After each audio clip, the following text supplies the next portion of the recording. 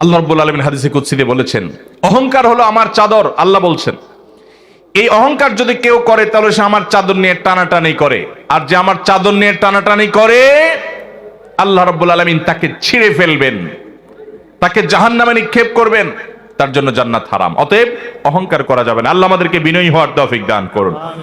6 নম্বর হলো, যারা সমাজে ফাসাদ সৃষ্টি করে, ফাসাদের মধ্যে সবচেয়ে বড় ফাসাদ অনেক মুফাসসিরদের মতে কাবিরা গুনাহ যারা লিপ্ত হয়, শিরকে যারা লিপ্ত হয়, শিরক করে, এটা বড় ফাসাদ।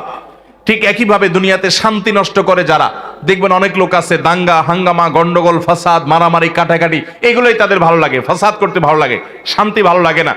আল্লাহ বলেছেন, ইন্নাল্লাহা লা ইউহিব্বুল মুফসিদিন, আল্লাহ তাআলা ফিতনা এবং ফাসাদকারী মানুষকে পছন্দ করেন না। এটা হলো 6 প্রকারের মানুষ, 6 নম্বর প্রকার।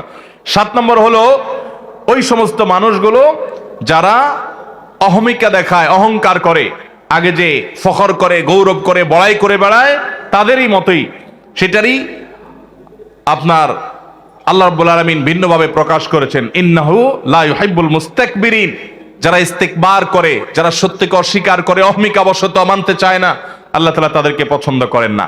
8 নম্বর হলো, যারা দুনিয়া পেয়ে এত খুশি হয়ে যায় যে মনে হচ্ছে সে জান্নাত হাতের কাছে পেয়ে গেছে। মানে দুনিয়াদার যখন খুব মারাত্মক পর্যায়ের হয়, তখন দুনিয়া পেলেই সে শুধু খুশি হয়, বাস, তার কাছে আখিরাতের কোনো দাম নাই। মনে রাখবেন, দুনিয়ার কোনো নেয়ামত পেলে খুশি হওয়াটা দোষের না, কিন্তু আনন্দে আত্মহারা হয়ে গেলেন, এটার মানে হলো আপনার অন্তরে দুনিয়া ভরে গেছে। কথা কি বুঝাতে পারছি? অনেক লোক আছে দেখবেন যে দুনিয়ার কোনো অর্জন হলে খুশিতে একদম বাগবা, সে লাফালাফি, মনে হচ্ছে জান্নাত পেয়ে গেছে। আবার দুনিয়ার যদি কোনো ক্ষতি হয়ে যায়, সে এমন ভাবে ভেঙে পড়ে, মনে হচ্ছে তার সব শেষ হয়ে গেছে। এটা কোনো মুসলমানের চরিত্র না। ইমানদারের চরিত্র হলো, দুনিয়া অর্জন হচ্ছে, আলহামদুলিল্লাহ, আল্লাহ শুকর আদায় করলাম, এত আহামরি খুশির কিছু নাই, কারণ আমি তো এখনো জান্নাত পেয়ে যাই নাই। ঠিক না ভাই? ঠিক। আমি যে খুশি হয়েছি, এই খুশি হওয়াটা আমার 16 কলায় পরিপূর্ণ হতো, এই খুশি হওয়াটা আমার পূর্ণতা পেত যদি আল্লাহ আমাকে জান্নাতের ঘোষণা দিতেন। কোরআনে আল্লাহ বলেছেন, ফামান যুহজিহা আনিন নারি ওয়া উদখিলাল জান্নাতা ফাকাদ ফাজ, যাদেরকে জাহান্নাম থেকে আস্তে আস্তে দূরে সরানো হবে, আর কিয়ামতের দিন জাহান্নাম থেকে তাকে মুক্ত ঘোষণা করা হবে, জান্নাতে যখন প্রবেশ করানো হবে, এই ব্যক্তি আসল সাকসেস, আসল সফল হয়ে গেল। তার এই সফলতা আর কখনো ব্যর্থতায় পর্যবসিত হবে না। এই হলো আসল সাকসেস এবং সফল মানুষ।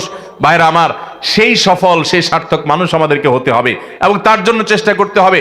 এই জন্য ইমানদারের সুখী হওয়ার একটা গুরুত্বপূর্ণ টনিক হলো এটা, যে ইমানদার কোনো অর্জনে খুব বেশি আত্মহারা হতে যাবে না, আনন্দ করবে, আনন্দে আত্মহারা হবে না। আবার কোনো ক্ষতিতে কষ্ট হতে পারে, মানুষ হিসাবে কষ্ট হওয়াটা স্বাভাবিক, কিন্তু কষ্টের চোটে ভেঙে পড়বে না। কথা কি বুঝাতে পারছি? ভাইরা আমার, আমি যখন মাদ্রাসায় পড়ি, আজ থেকে অনেক বছর আগের কথা, সম্ভবত 2 যুগ 2.5 যুগের মতো হয়ে গেছে। আমি অনেক ছোট ছিলাম। আমার মনে আছে যে একবার ঈদের সময় শহর থেকে গ্রামের বাড়িতে যাব, তো বাসের টিকিট পাওয়া খুব টাফ। আমি একটা টিকিট পেয়ে গেছি ভালো বাসে।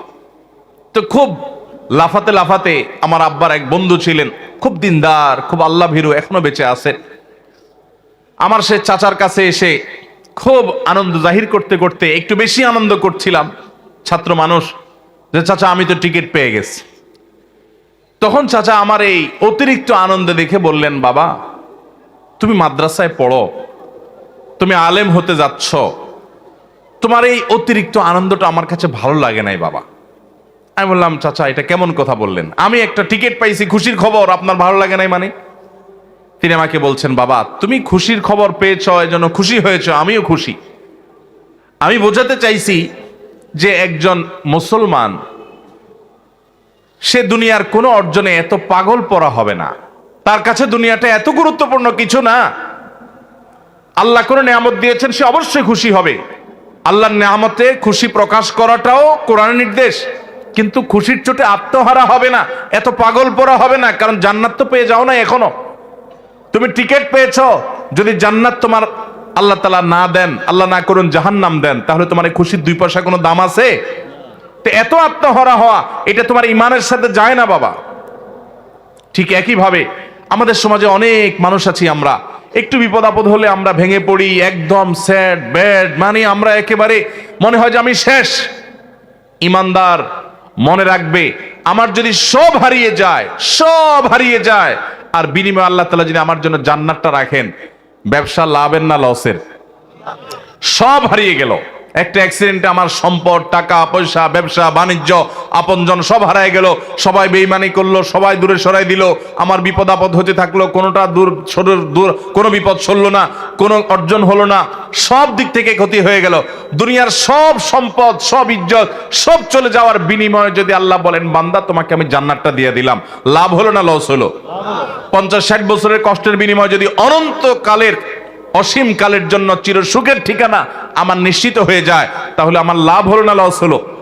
এই জন্য ইমানদার কোনো দুঃখে, কোনো বেদনায় একেবারে ভেঙে পড়বে, এটা তার ইমানের সাথে যায় না, এটা বেঈমানের চরিত্র হতে পারে। ইমানদার সবর করবে, আর যে কোনো ভালো কাজে আল্লাহর শুকর আদায় করবে, খুশি হবে, কিন্তু আত্মহারা পাগল হবে না।